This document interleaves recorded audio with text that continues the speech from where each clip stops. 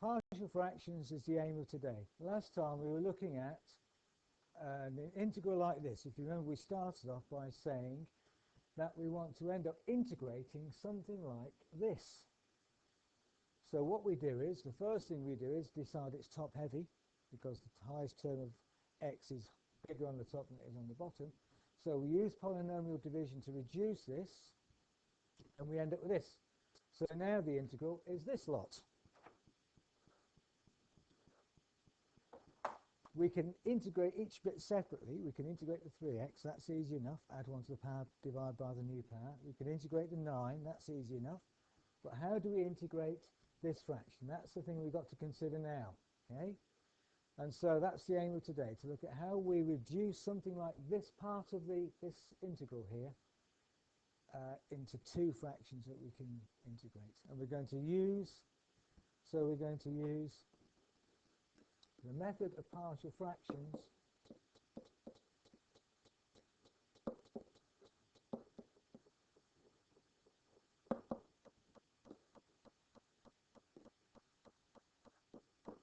to turn the remainder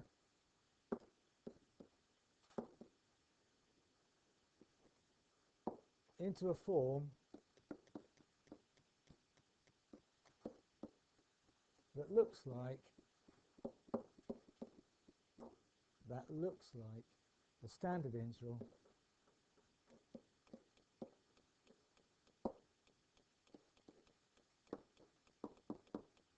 that we looked at last week.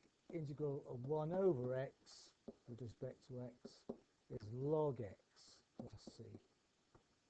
So that's the aim of today, to get this remainder in some sort of form where we've got 1 over something, or some number over x, or some term, so that we can then use that. So let's look at the remainder. The remainder is 17x minus 15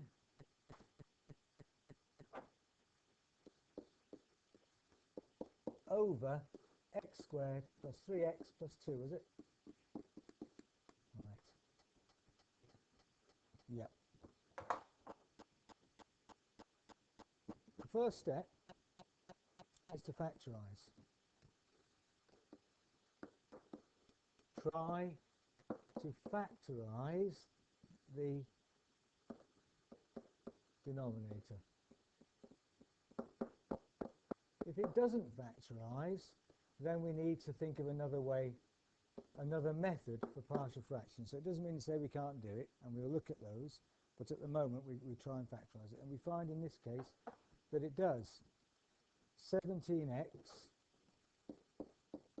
minus 15 over x. Two terms involving x.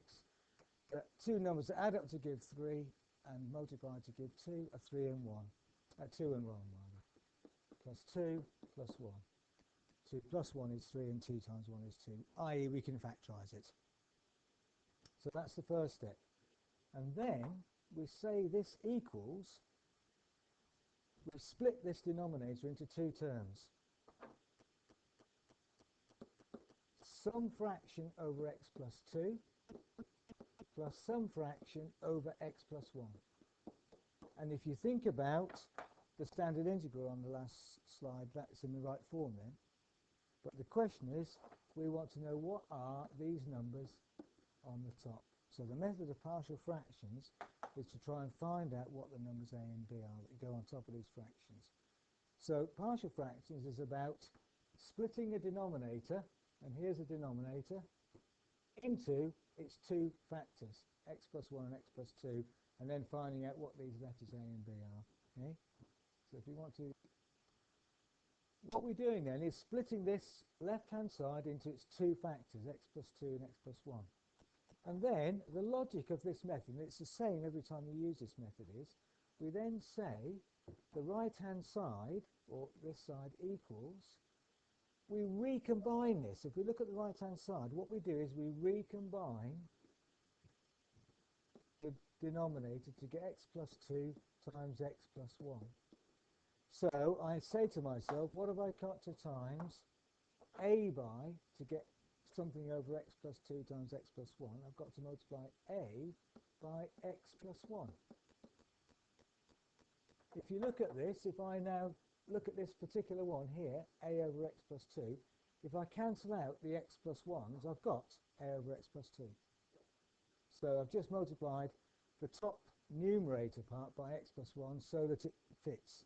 And if I do the same to the other one, multiply b by x plus 2,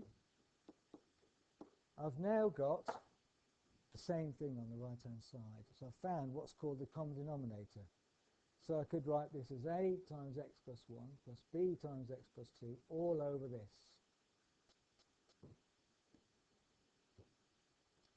If we bring the 17x minus 15 over x plus 2, x plus 1 down, we have now got this side equals this side. But if you look at the denominators on both sides, they're the same. So if they're equal to each other, then 17x minus 15 must be equivalent to, must be the same as ax plus 1 plus bx plus 1. So what we do is we say we equate the numerators. So we can write 17x minus 15 is the same as, and that's what this 3 lines means, equivalent to. So it's not like an equation when one side equals the other. It's literally equivalent to a x plus 1 plus b x plus 2. So we forget about the denominator for a minute and we equate the numerators. There are 2 methods to carry on from this point to find out what the values of a and b are. Okay? And I'm going to go through both. So I'll do one on one slide, and that involves using simultaneous equations. So method 1, simultaneous equations.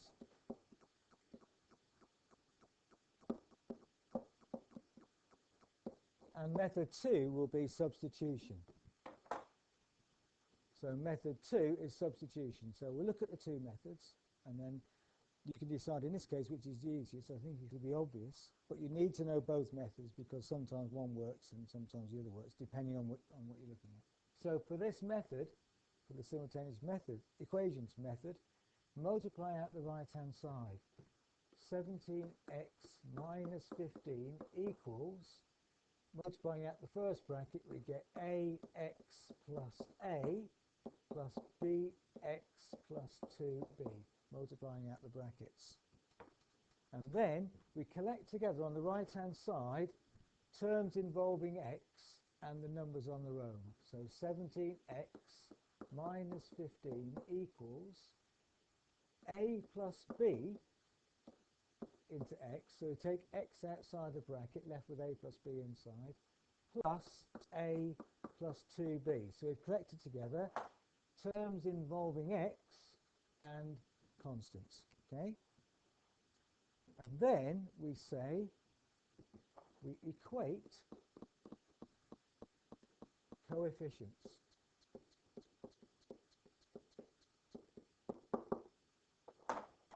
What I should have done here is put these equivalent signs in. By that I mean the coefficient of x on the left-hand side is 17, and that must be the same as the coefficient of x on the right-hand side. So a plus b equals 17. And also, the number on its own on the left-hand side, minus 15, must equal the number on the right-hand side. So a plus 2b equals minus 15. So you can write 2 equations. Therefore, a plus b equals 17, and a plus 2b equals minus 15. So now we've got 2 simultaneous equations, 1 and 2. I would use elimination to do this because a's are already the same, so I'm going to subtract equation 1 from equation 2 because that will leave me positive b's.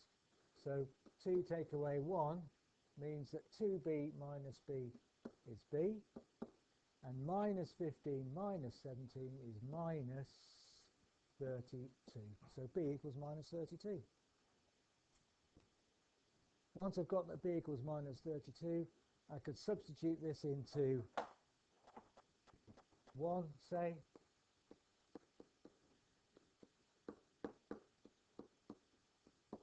because that's the easiest one. So a minus 32 equals 17. So therefore a must equal, add 32 to both sides, 49.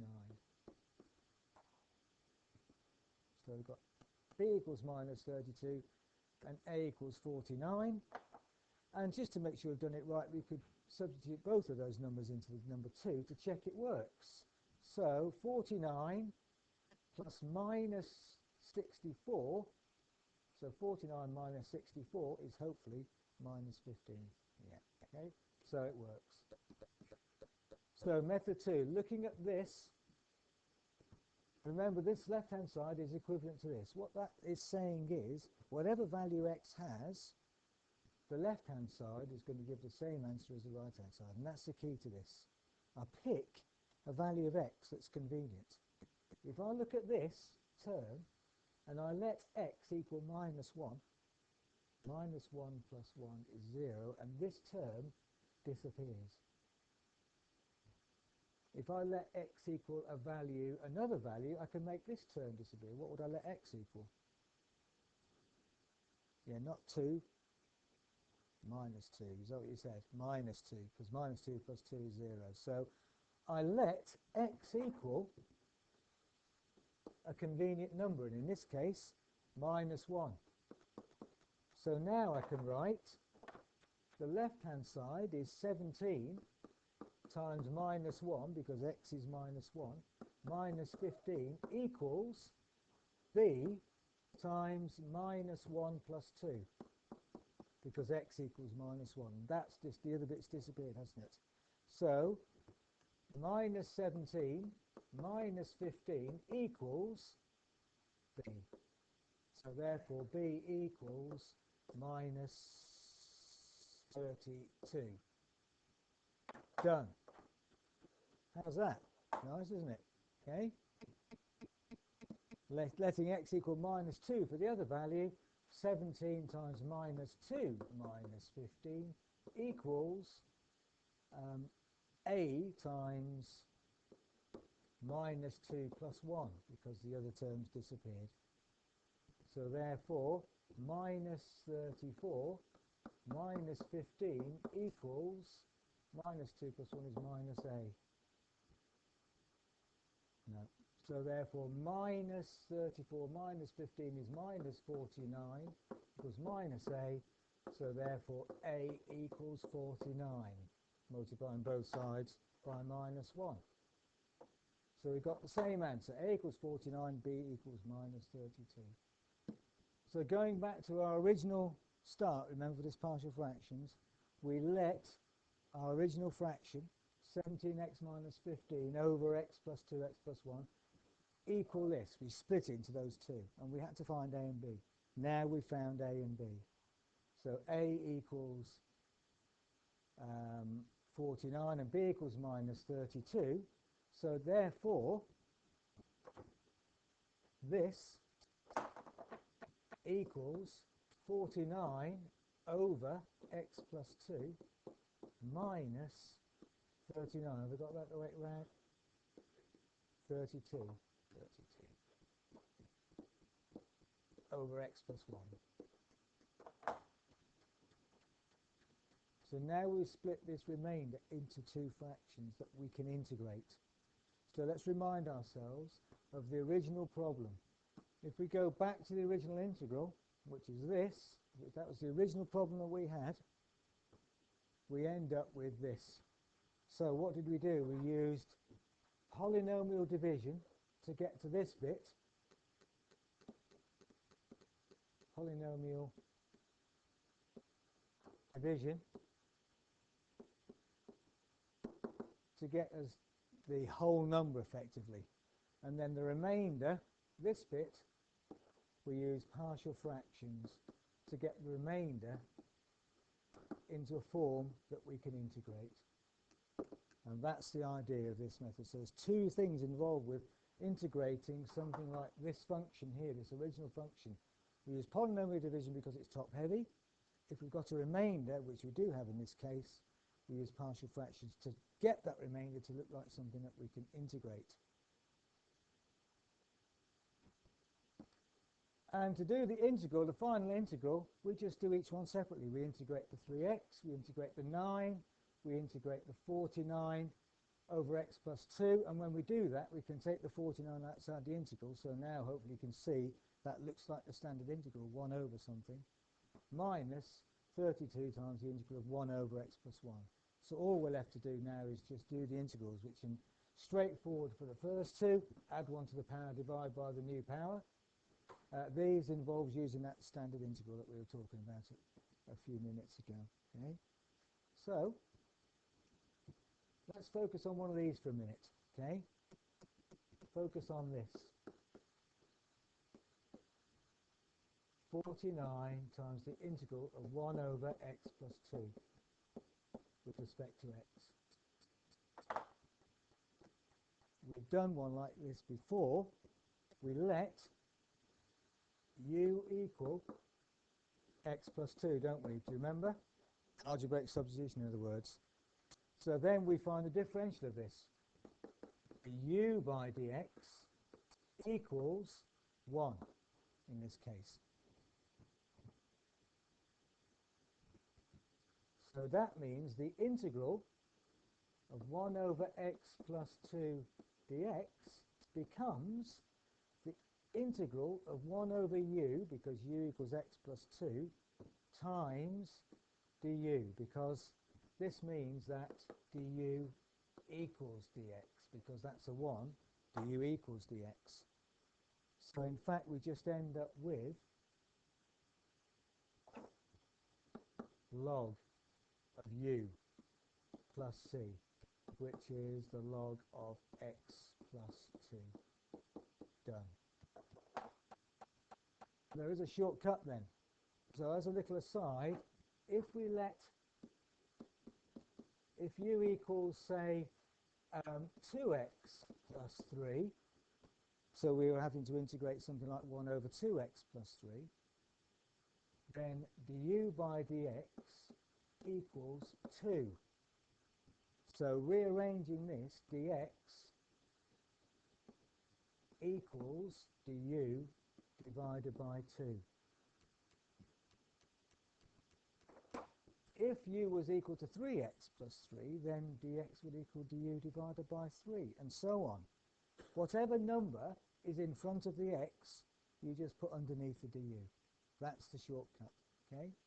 Whatever number goes, that the x is multiplied, it becomes divide in du, and that's the reason why. Whatever this 2, if that's a 2, 2 there, and so on. So whatever number, so for example, so if we look at this, whatever number appears with x in u goes underneath the u in the solution. Also, if u involves anything other than x, this method won't work. So for example, little shortcut.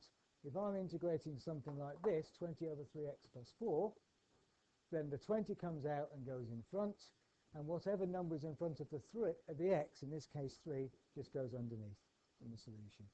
So I just write down the answer. It's 20 log 3x plus 4 over 3. So what would the integral of 14 over 2x minus 10 equal?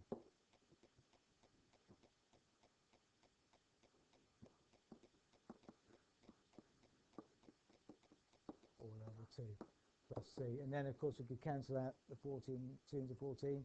So you'd end up with 7 log 2x minus 10 plus c. Okay, Andrew? See how it works? So finally, the integral, the whole integral becomes 3x squared over 2 minus 9x plus 49 log x plus 2 minus 32 log x plus 1. And that's the integral of that original problem we had. Plotting the function autograph, we get this. That's the original function, which is here. If you want to see what it looks like, there. So, what does the integral allow us to do? Not the gradient, that's the differential. Yeah. So what does the integral allow us to do? Find the area underneath the curve. So if I wanted to find out what's the area underneath this function between, say, the points 5 and 10, I would integrate between those limits, 5 and 10. So hang on, let me make this point. So integrating this, going back to the here, where is it? There. So finally, I would actually integrate this between, say, 5 and 10. So I'd have this between the limits 5 and 10, so the c would disappear, and then I could put the values in and I'd get that area. Okay? Okay. There you go. You've got 20 minutes. Integrate that, okay? Polynomial division followed by partial fractions if there's a remainder. Try this integral and then try chapter 51. Integration using partial fractions. And solutions are in the textbook, are on the website rather.